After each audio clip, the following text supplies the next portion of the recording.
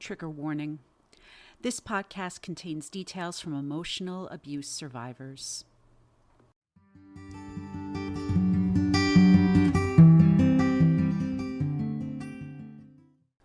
Welcome back to Emotional Abuse is Real. Today, I'll be talking to you about Mike, an emotional abuse survivor. Please note that Mike is a pseudonym for this person's real name, and for additional privacy reasons, I'll be telling his story in my voice. I should also mention that I did interview Mike directly, and I have his full permission to share his experience. So, without further ado, here's Mike's story.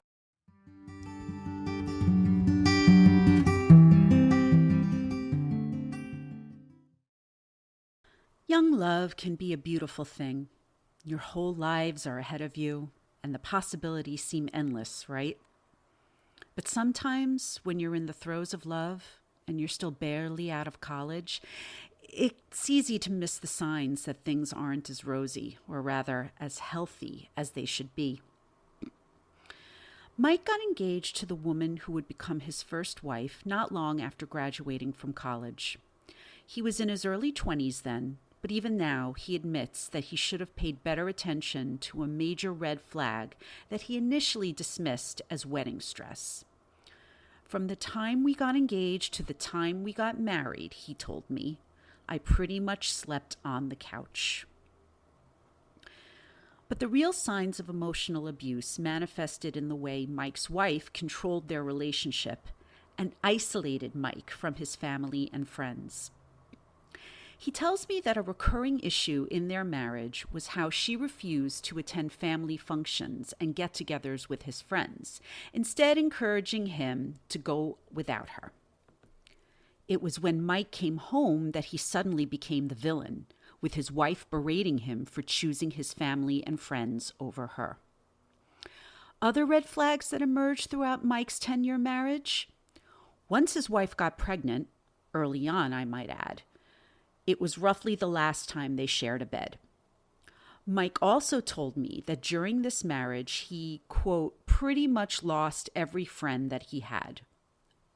And that while he was regularly chastised for spending time with his friends and family, she had no qualms about publicly trashing him whenever they went out with her friends.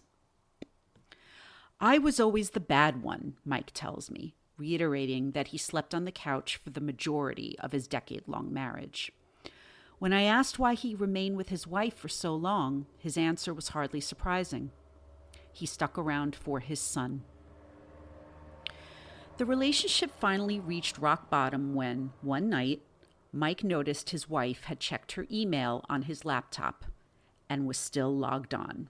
Now, while I don't condone going through someone else's emails, I can excuse Mike's privacy breach in exchange for the universe sending him such a crystal clear message.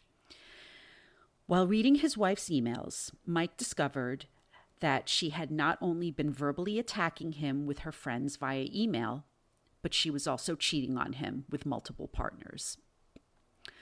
Although Mike and his wife floated the idea of couples therapy after he confronted her about her infidelity, he knew it was a pointless endeavor, and they separated shortly afterward.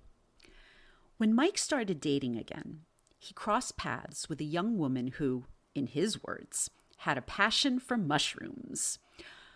But doing mushrooms, he says, helped him to unlock some introspective thoughts. And those thoughts were the realization that he had been emotionally abused by his wife. Equipped with a better understanding of what had happened, courtesy of both the mushrooms and a professional therapist, Mike set out to rebuild his relationship with his family and friends. What was so monumental about the timing of when Mike ended his marriage was he now had the opportunity to repair his relationship with his father, which he did before his dad died in 2013. Eventually, Mike began fixing his relationships with his other family members and friends. But even the healing was a painful process. In our interview, Mike told me that one of the biggest things he lost in his marriage was himself. I was a shell of the person that I am, he says. When his mom told him, "It's nice to have you back," he didn't hesitate to tell me how much that comment hurt, regardless of how true it was. Mike is also happily married now, joking that his mom and second wife gang up on him all the time, which I don't know about you, but to me that signifies a very healthy relationship. So as we conclude Mike's story, I also want to share with you some of the wisdom he gleaned from his experience. First of all, his experience serves as a reminder that emotional abuse can happen to anyone, even white, heterosexual, cisgender males, the so-called, as Mike described himself, protected class. Mike also warns that your emotional abuser generally knows you better than anyone else. And because of that, they know exactly the right buttons to push to get you under their control. But most importantly, Mike implored to me the same thing that I'm trying to get across with this podcast. We need to talk about emotional abuse because, as he said, people still don't think it's real. Yes, Mike, you've inspired the name of this podcast, so I thank you for that. He also went on to say that, again, emotional abuse is just as damaging as physical abuse. Just because you're not being punched or kicked or beaten, that doesn't mean you're not being abused. So on that note, I'll leave you with his last words of advice. Don't dismiss someone else's story because it doesn't sound like a big deal. And I couldn't agree with him more. Someone else's story may not sound like a big deal to you, but to the victim, the person living with that kind of verbal and emotional abuse, it's soul-crushing. Fortunately for Mike, he found a way to live his best life after emotional abuse. And I thank him for sharing his story for this podcast.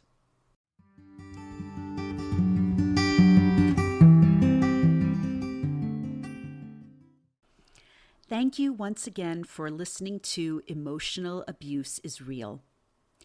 And if you would like to share your emotional abuse story here on the podcast, please don't hesitate to reach out at hello@sareneleads.com.